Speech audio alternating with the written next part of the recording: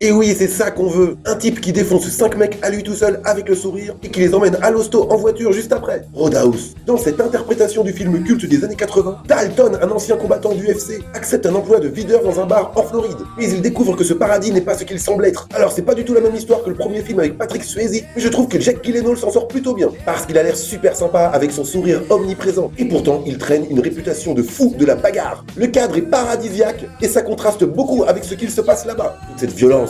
Pas bien. Les scènes d'action sont assez efficaces, même si j'ai beaucoup plus aimé la première partie que la seconde. Et c'est normal parce qu'après, on a affaire à un Conor McGregor en totale roue libre. Le showrunner a dû prendre peur et il lui a dit non mais en fait, fais comme tu veux. Par contre, si tu pouvais éviter de te déplacer comme les personnages de GTA, il surjoue tellement que ça en devient presque bon. Finalement, il ressemble un peu aux personnages qu'on connaît dans la vraie vie, en beaucoup plus taré. Il cabotine de malade. Le film n'est pas dingue mais assez divertissant. Jack Gyllenhaal est taillé comme un dieu grec. Moi aussi, je peux ressembler à ça. Ah, on me souffle dans l'oreillette que je ne peux pas. Logique.